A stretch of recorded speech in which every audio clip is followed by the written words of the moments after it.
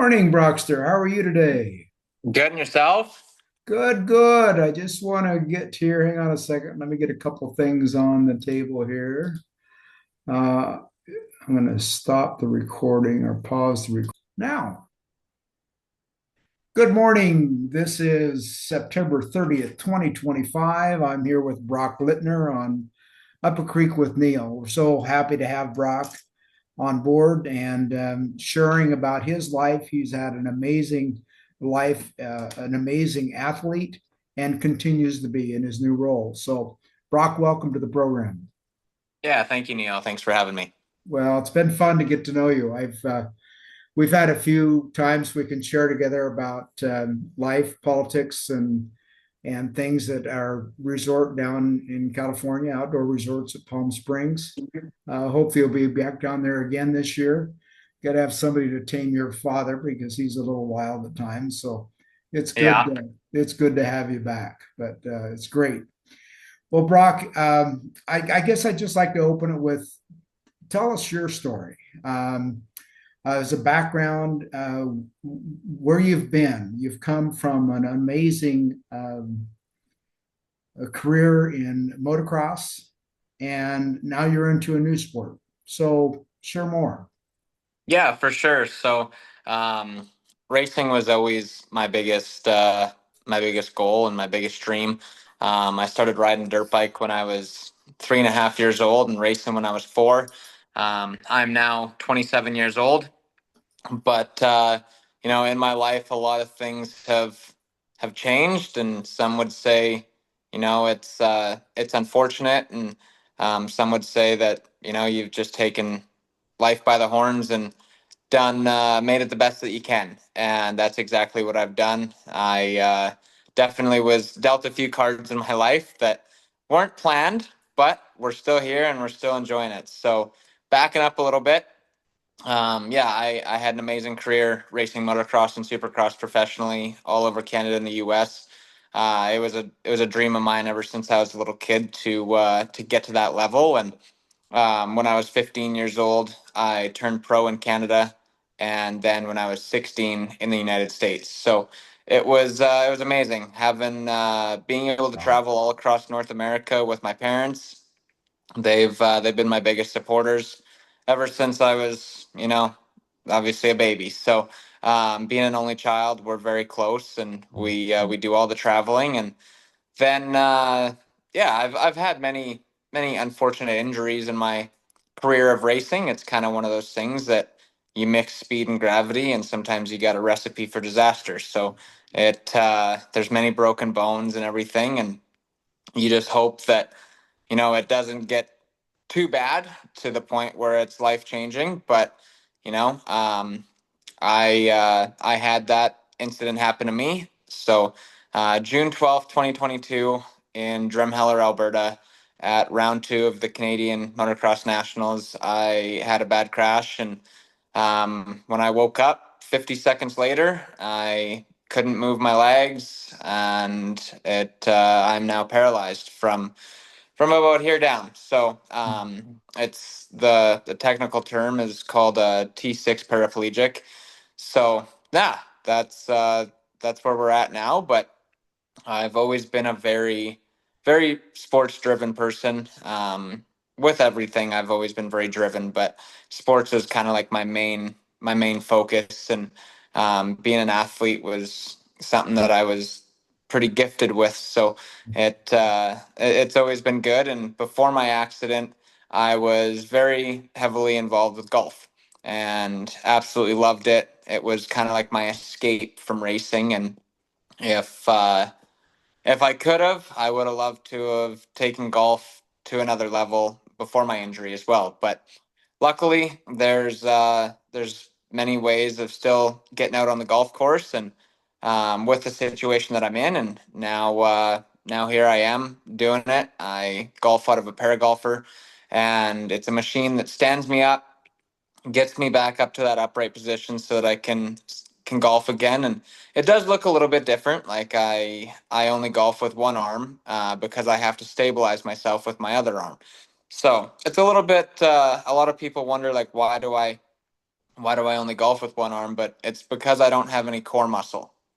So with the level of injury, like I was saying, kind of just below the nipples, it I have zero core muscle or anything like that. So it kind of hinders the swing, but I've found a way to make it work, and I'm loving every minute of it. I'm golfing lots, and I'm actually back in the competitive mindset and the competitive community. So doing lots of golf tournaments, and it's only going to get better.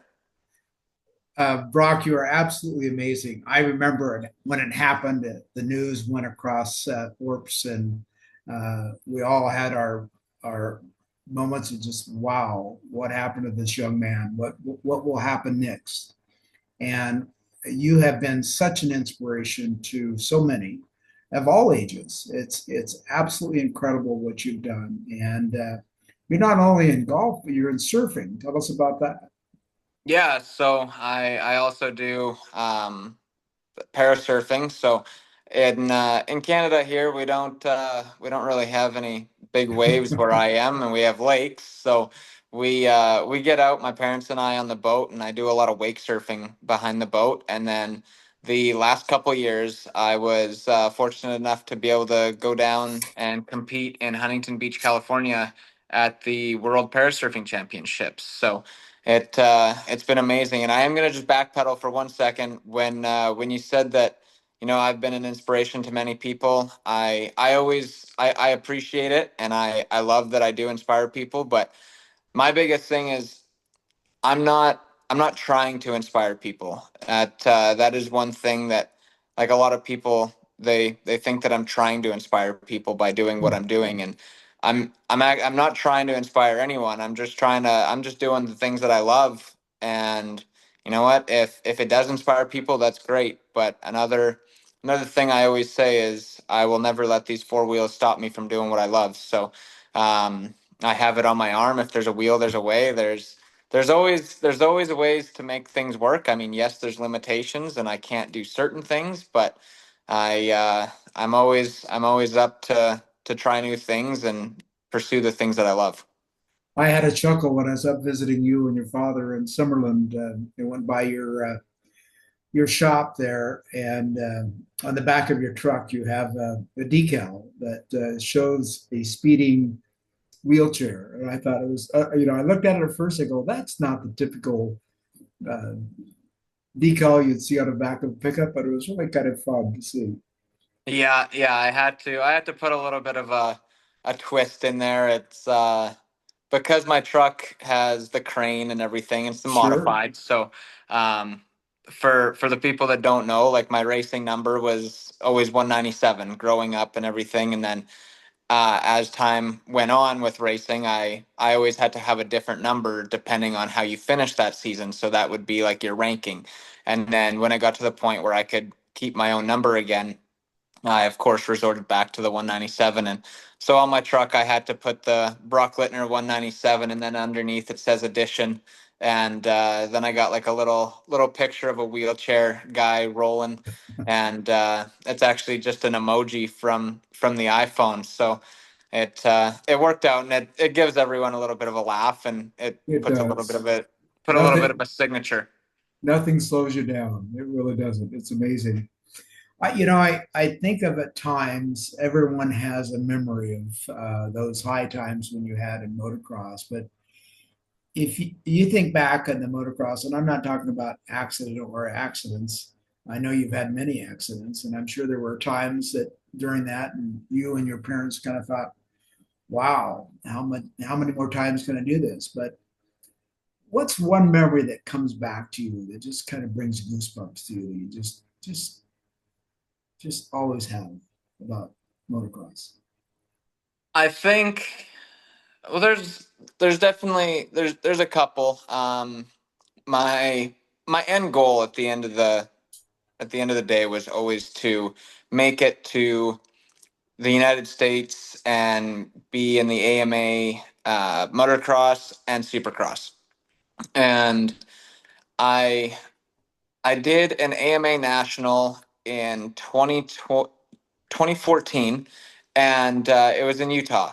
And I remember being there, and I'm like, this is what I dreamed of. I'm on the gate with the 40 best in the world, Wow. and that was something that was really really cool. Everything, the stakes are so high, the pressure's so high. Um, it's insane. I think I was 16 years old. Yeah, I was 16 years old, and you're up against, you know, guys that are in their 20s at that time and everything like that, and it's insane. So that was obviously a really big moment, and then the second one would be, when I got to my first Supercross, and it's one of those things that you watch it on TV as a kid.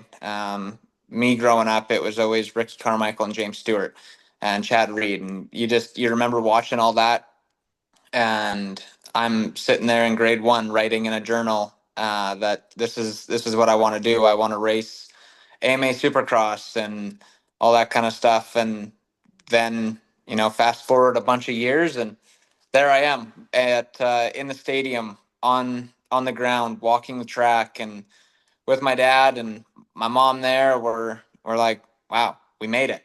We got a lot more work to do, but we're here, and just to be here is insane. So and then the first time I made my first night show was in Houston, Texas. Wow. And because like when you go to a Supercross, you got 70 people that are trying to qualify in your class, and they only take 40. So 40 go to the night program and then get paid. If you don't make it, you don't get paid.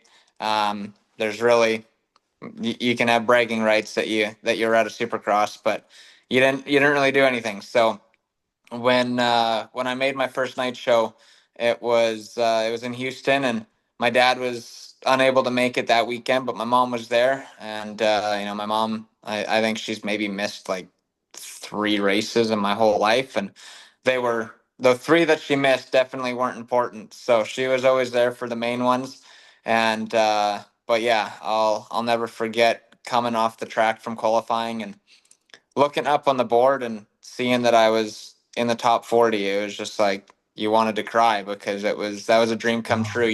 You're Wow. finally getting to line up on the gate with tens of twenties of thousands of people sitting in the stands, kind of thing. And yeah, it was insane. It was at NRG Stadium in Houston, and definitely a moment that I'll never forget. Wow.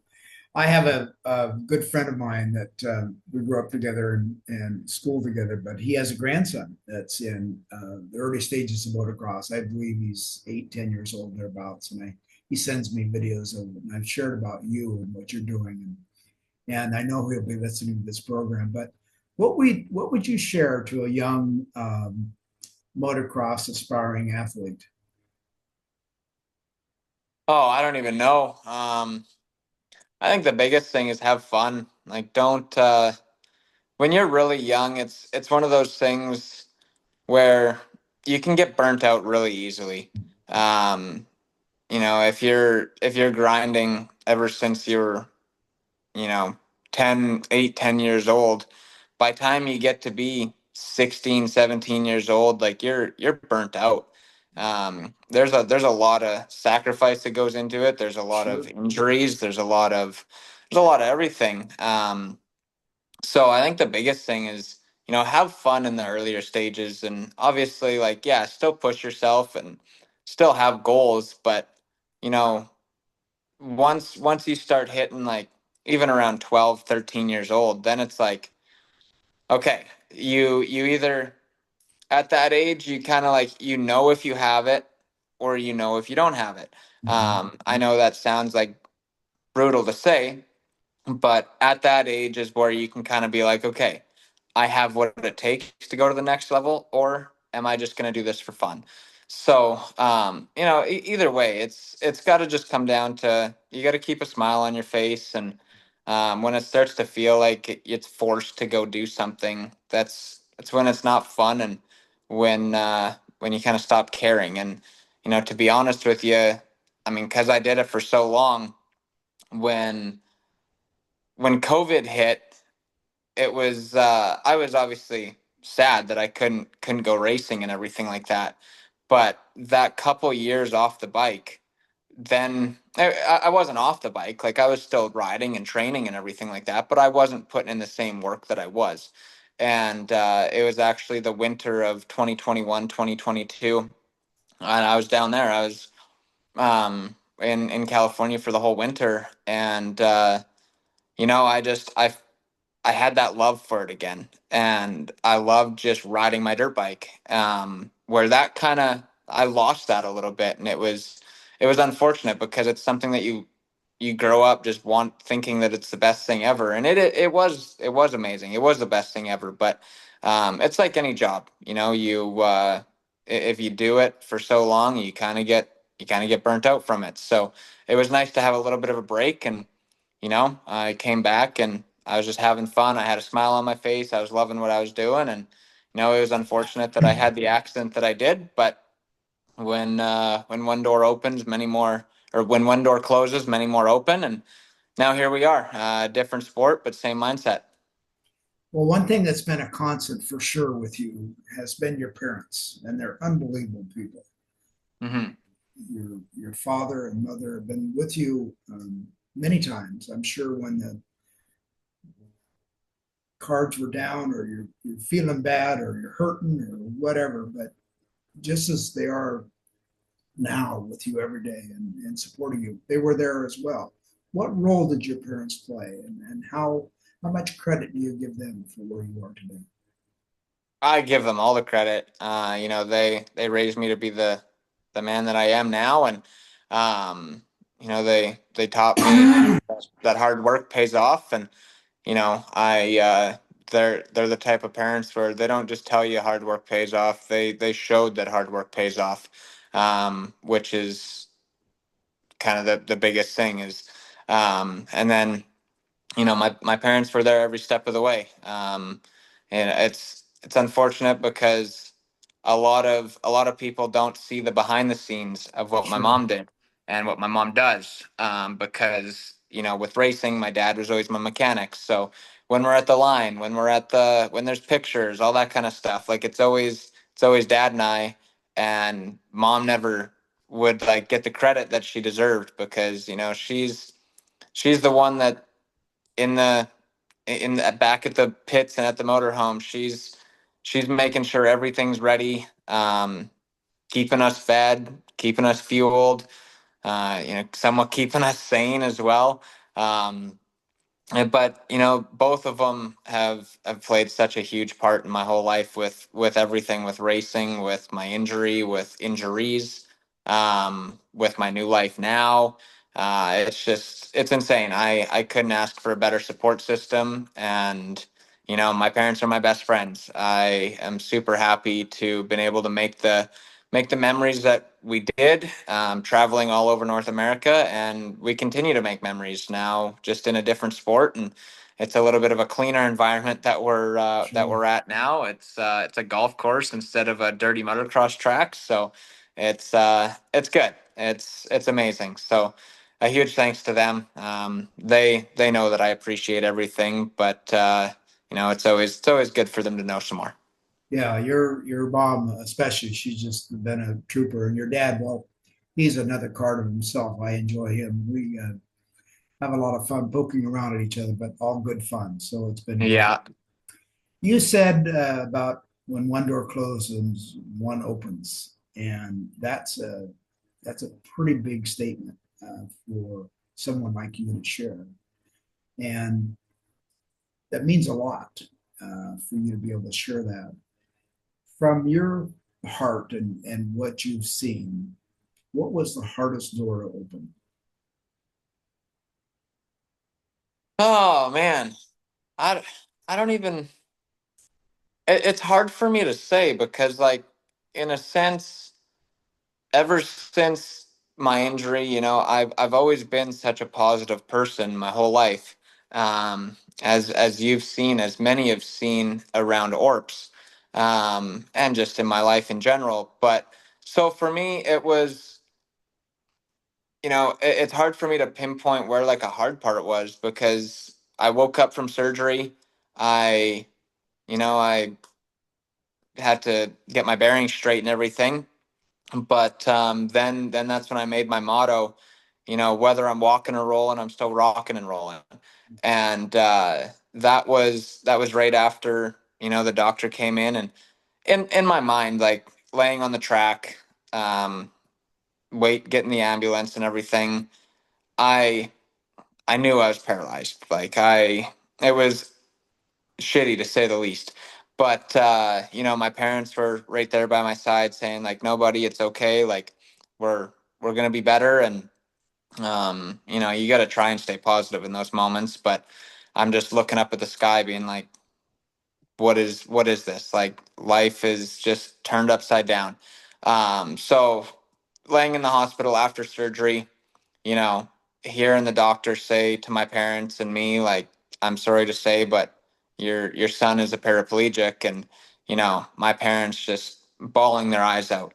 Um, that was that was probably like the hardest part. I know it's kind of irrelevant to, for when a door opens and closes in this situation, but that was the hardest part, is just because like a parent never wants to see their son or daughter, or whatever, their kid, have an injury, let alone something that changed their life.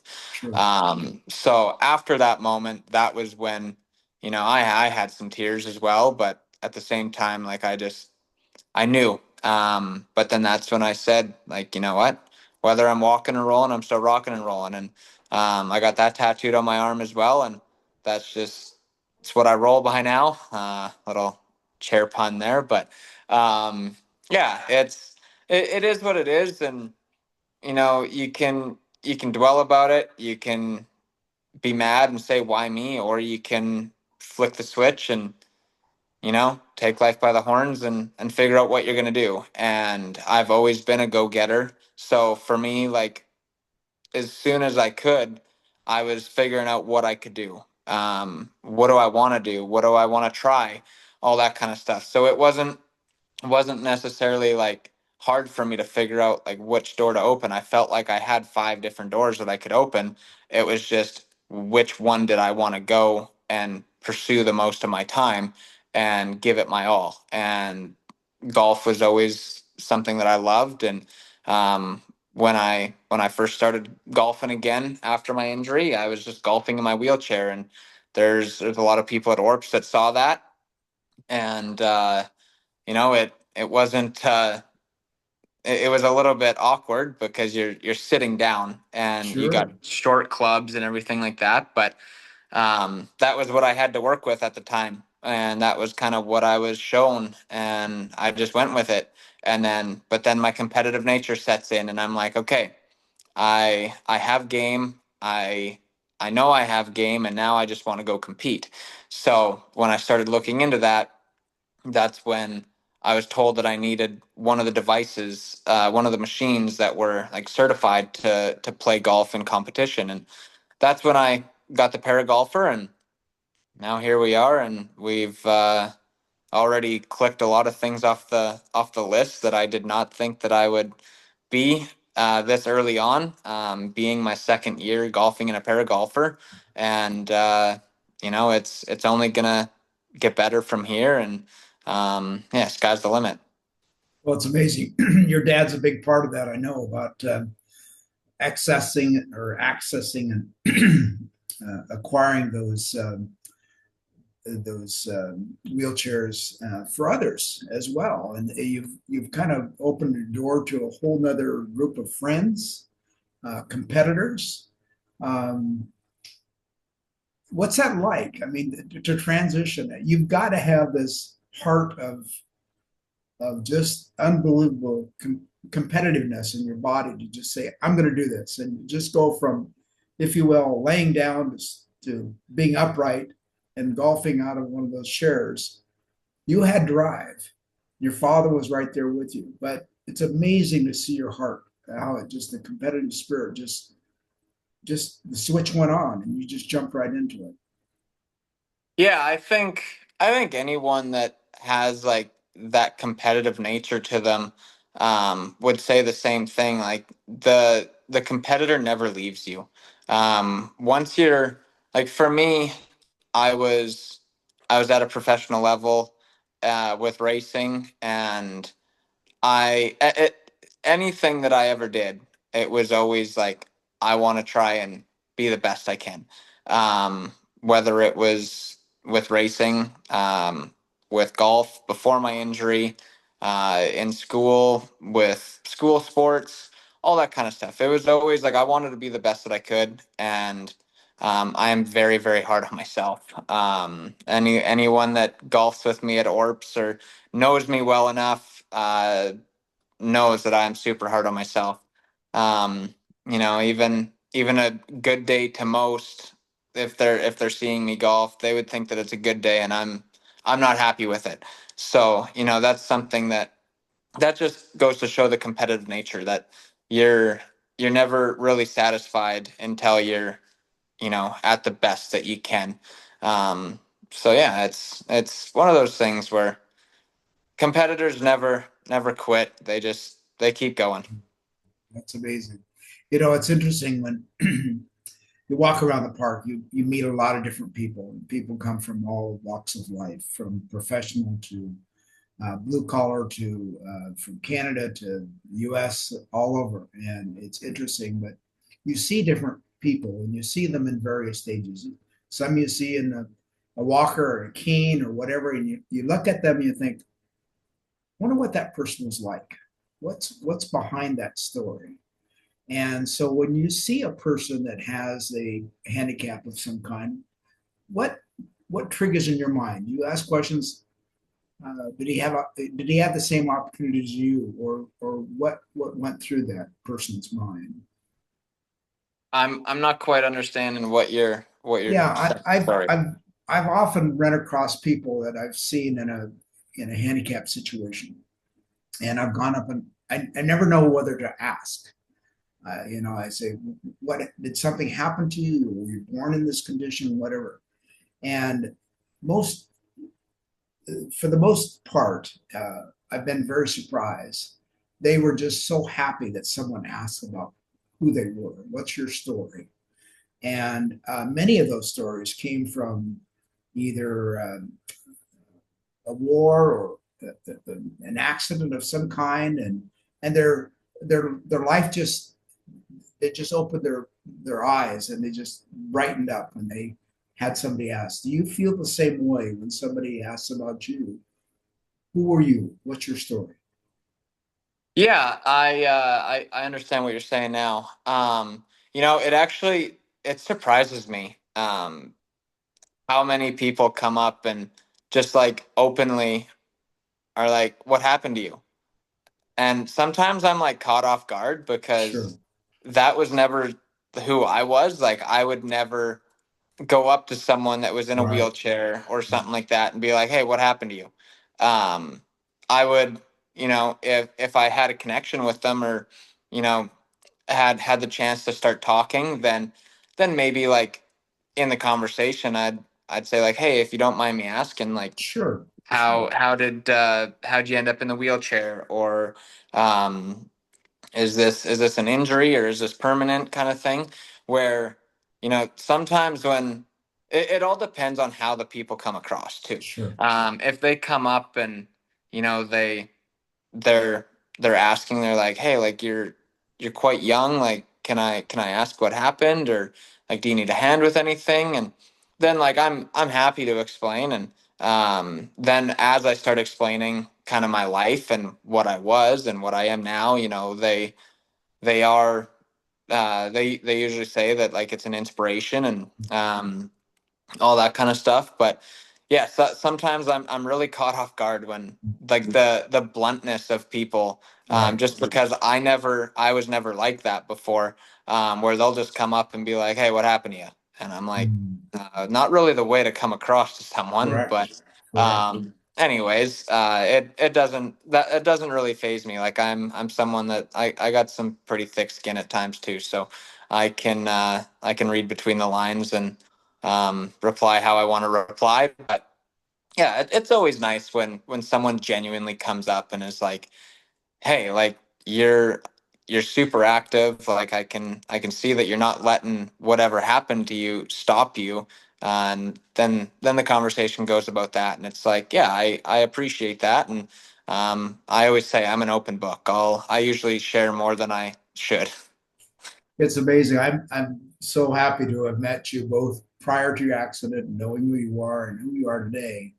And it's fascinating to me how you do you are an open book and you share and your competitive spirit comes out. And I think that even though you're not trying to make a presentation or inspiration possibly to others, you are truly inspiring in that sense, and that's a gift, honestly, to be able to share that with others. And I'm hoping that this podcast will help that as well, because there's a lot of people that don't see themselves for the potential and may not have that competitive spirit that drives one to get up and move and make something happen. But you took a tough a tough trip and made it a an amazing story, and that's something you should be proud of very much Thank so. you, Neil. Yeah, I appreciate it. It's one of those things where, I try not to open the excuse book too much on why I can't do something, and instead just,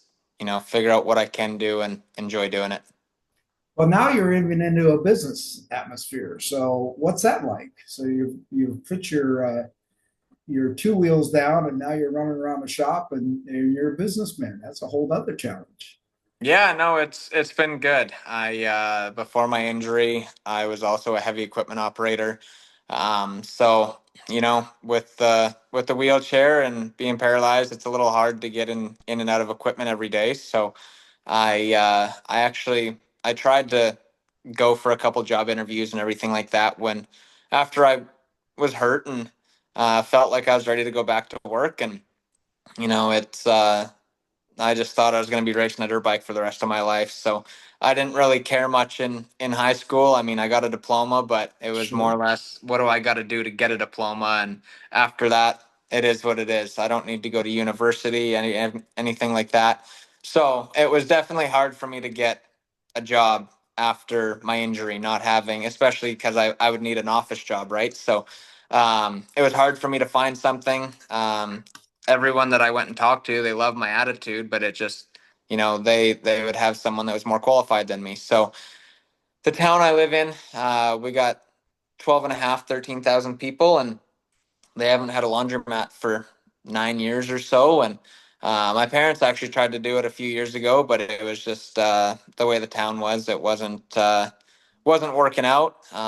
They were not open to change and all that kind of stuff. So when this opportunity came about, I I talked to my parents and said, "Hey, this is kind of what I'm thinking of doing.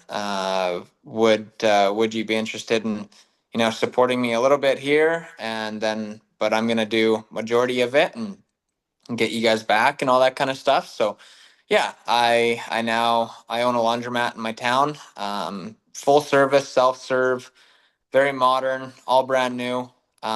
Really happy with it. It I know most people would say this about their own business, but for me in particular, it's not your typical looking laundromat. I feel like I can say that pretty confidently. Like it's very clean. Everything I make sure is in tip top shape, and there's always someone there. Usually me. And it's just good. It gives me some motivation to get down there, to be working, and also when you have a bunch of your own stuff involved with it, you care a little bit more about it. So it's kind of like your baby. That's for sure. I've had a chance to visit your shop, and it's very clean. It's amazing what you've done with it. And again, your parents are there whenever, but you can see your mother's touch in some things, and how it's decorated and that. But it's an amazing feat what you're doing there. It's fascinating to see. When you think about your new goals and that competitive spirit you have, what is your I guess ultimate goal with golf or surfing? Where have you set your sights? Yeah, so with surfing's kind of more of like a fun thing now. Mhm. Just the way that the divisions are divided up, it's really hard for me to be competitive in the category that I'm put in. Um, so that's kind of like turned more to a fun thing. They do have the World Parasurfing Championships going on again this year. I'm not gonna go just because it was a little bit short notice, but also to go down, and it's tough with, like I said, the division that you're in. So that's where that's at. But with golf, that's also my baby. I golf 3 times a week. I put a lot of work into it. Anyone that knows me knows that when I put my mind to something, that I'm all in, and that's where I'm at with golf. I have the simulator at home where in the winter I'm in there every day or every second day. So I put a lot of work into it because I have big goals. I was um, fortunate this year. I shot really well at the U.S. Adaptive Open qualifier in Lakewood, Washington, and I went in with zero expectations, and I ended up being the low qualifier Oh, in the whole seeded division. So I qualified for the U.S. Adaptive Open and went down to Rockville, Maryland, just outside of Washington D.C., and competed there at Woodmont Country Club this year. And I didn't have my best stuff that week. Um, it was a lot of nerves, a lot of sure. pressure. There's a lot of cameras. It was even televised on Golf Channel one day, and like a lot of highlights throughout the week. So there was a lot of eyes, and I know that I've been at a very high level with racing, but golf, I haven't had as many tournament rounds as I've had gate drops with racing. So tournament golf is definitely different than your casual round with dad and some friends and all that kind of stuff. So this year, out of the 9 seeded players, I finished fourth. Wow. Excuse me, but I know that I'm capable of much more. So next year, I'm really hoping to crack the top three and Good for you. be in there, which I believe is definitely doable. To be fourth this year and shoot the rounds that I did, I was surprised, but you know what? It just golf's that way. One day you could be lights out, the next day you could be shooting 100. So it all depends on how you're feeling that day. But end goal is one day to win the U.S. Adaptive Open. That would be Wow. absolutely amazing. Right now, it's the biggest adaptive event in the world, and it's only going to get bigger. So it's so cool to go to these adaptive events too, because no different than surfing and golfing, you have all these different impairment categories. For me, I'm seated because I'm a spinal cord injury, but you got multiple limb amputee, you got upper limb amputee, you got lower limb amputee, you got intellectual, you got visually impaired. Like there's so many different categories, and Mm. you're meeting all these people, and it's so cool because they're all very like-minded, where they're like, you know what, I got dealt this card, or else I was born this way, but I'm not gonna let it stop me. I'm still gonna figure out a way to do what I love, and um, it's just so amazing. And the whole adaptive community when it comes to sport is so supportive of each other too. It's very different than able body sport when it comes to even racing or individual sports and stuff like that, where it's very cutthroat in a sense. It's you and that's it. But at these other events, like I was paired up with a guy that I knew prior to going to the U.S. Adaptive Open. We connected on Instagram. His name is Jason Hasty, and then I ended up meeting an amazing guy that I was paired with as well, Tracy Rahman. And the whole day you're out on the course, and like you're in different impairment categories, but you're still competing against each other in a sense for like the overall, but you make a really good shot, or you're having a really good hole, or you're having a really good round. These people are like praising you, and they're saying like, keep it up, dude. Like, you're crushing it. Don't back down. Just keep going.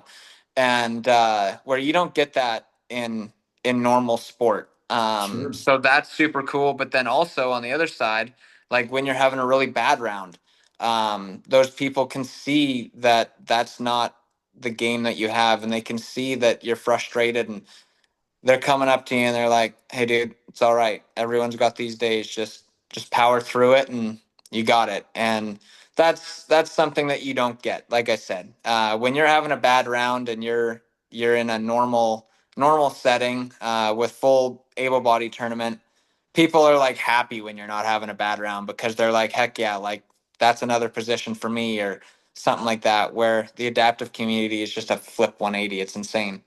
Wow. That's amazing.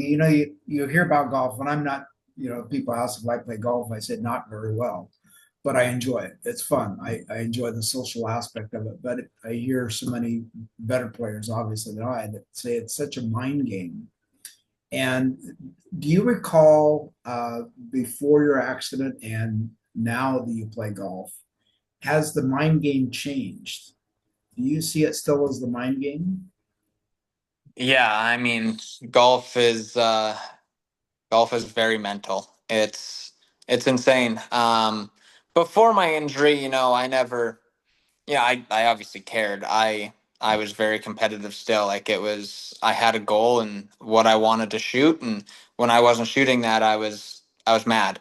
But now I think the mind game is even more, because my expectation for myself is even higher. um, and I've never been a person that has reached out to like a sports psychologist or anything like that. And I met a sports psychologist at the U.S. Adaptive Open, and even just a quick conversation with her, I was like, wow, like this is something that like I think I actually want to talk to someone at times about.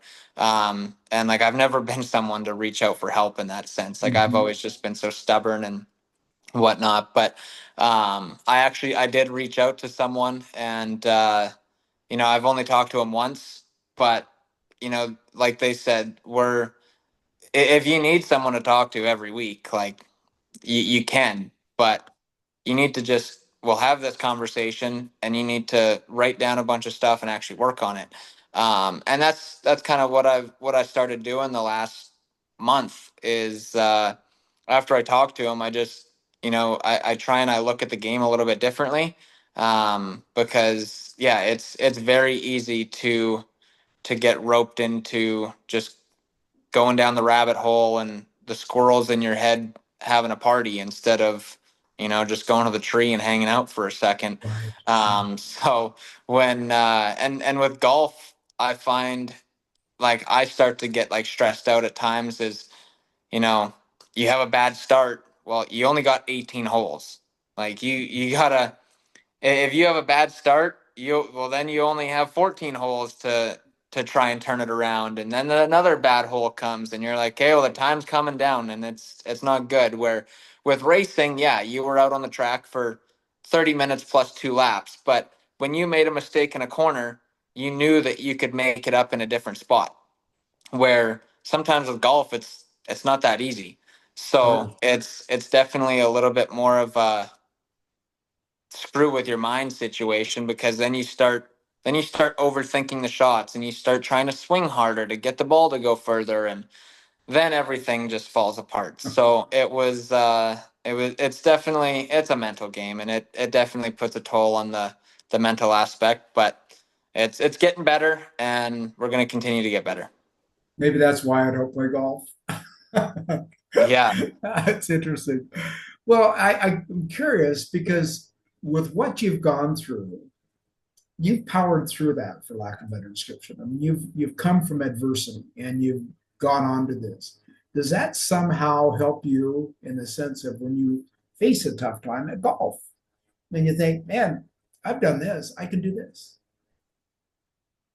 Yeah, yeah, in a sense. um, it a lot of things that I've done, it that's more difficult than what's going on at the golf course. Sure. So, um, yeah, no, I mean, everything's got its little department. So, Right. just because I overcame this doesn't mean that this is a cakewalk. So Right. Yeah. everything's got its time and place, I think. Sure. Sure.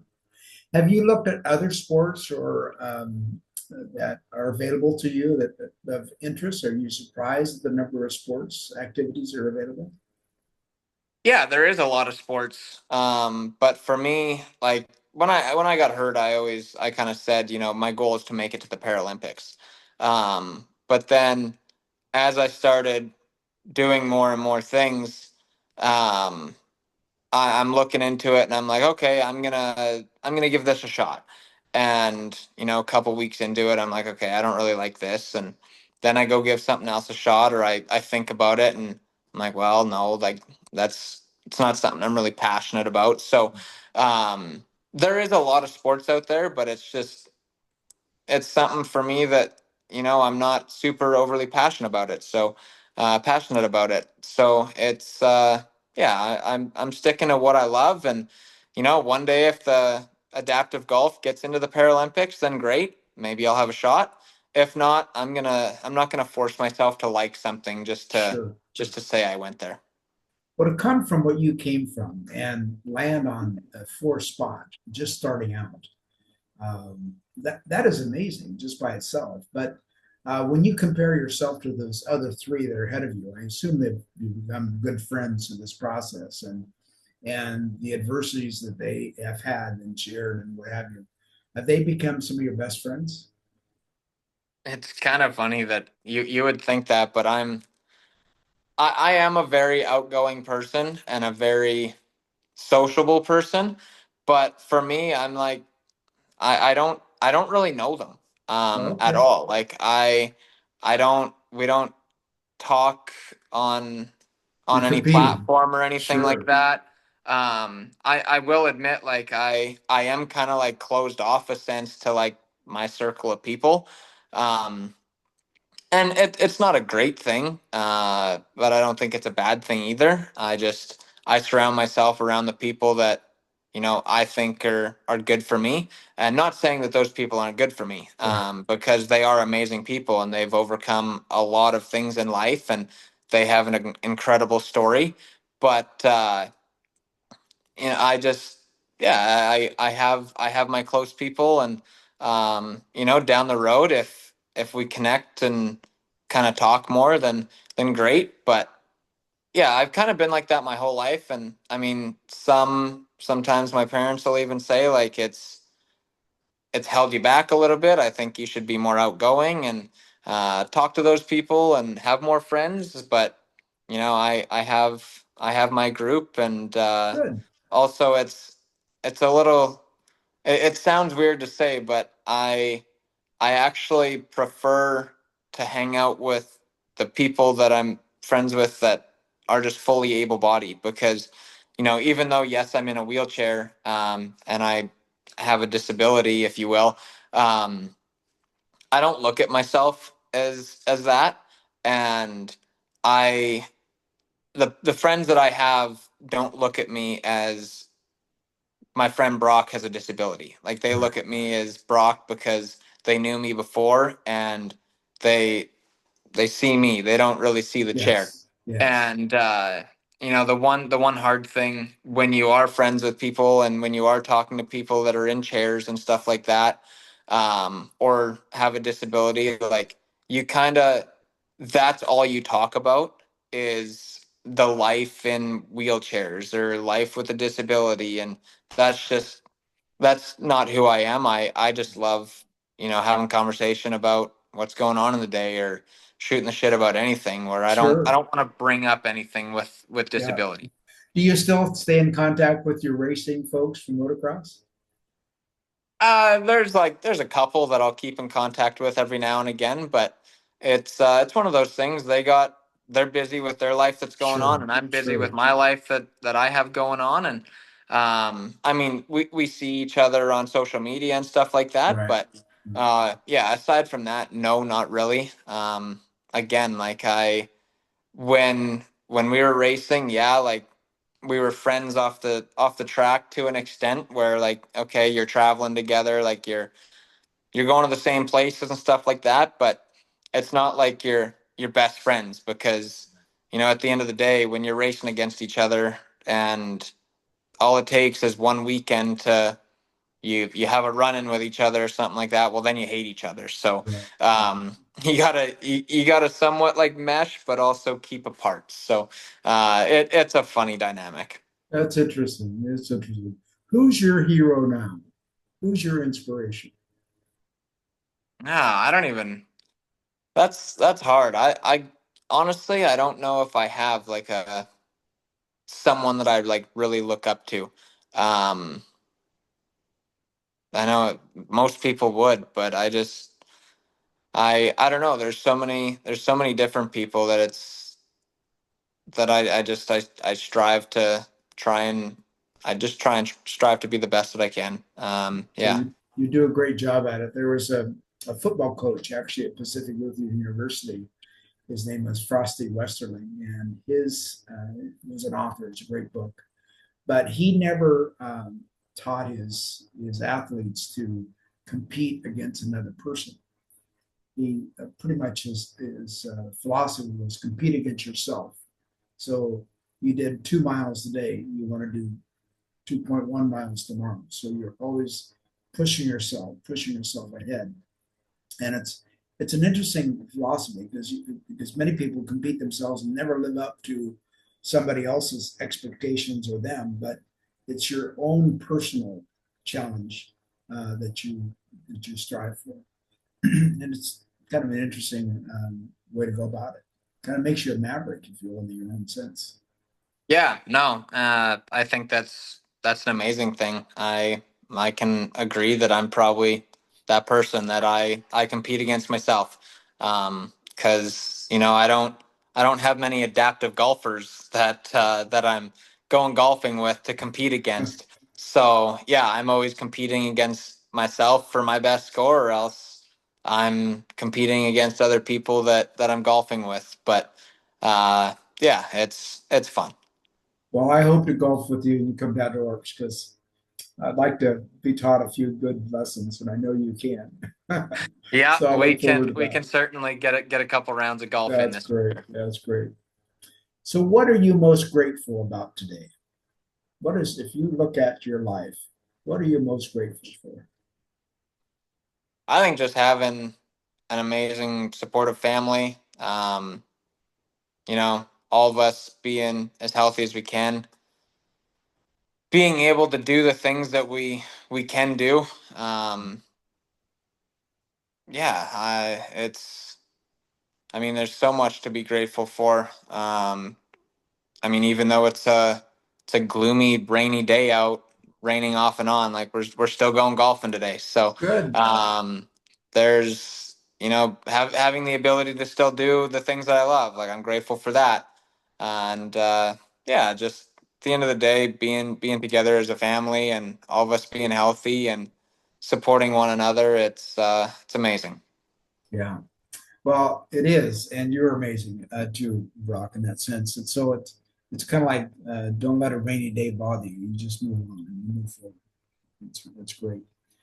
Well, my friend, you've done a great job. I appreciate being able to talk with you. And for those that don't know, when we talk about ORPS, it's Outdoor Resorts of Palm Springs, ORPS.com. And I'm sure if you come down there, you'll see a kind of a weak golfer like me, but you'll see a great golfer like Brock. So, Brock, thank you. I look forward to seeing you down at Outdoor Resorts. And thanks for joining the program. Awesome. Thank you so much, Neil. I've really appreciated it. That's great.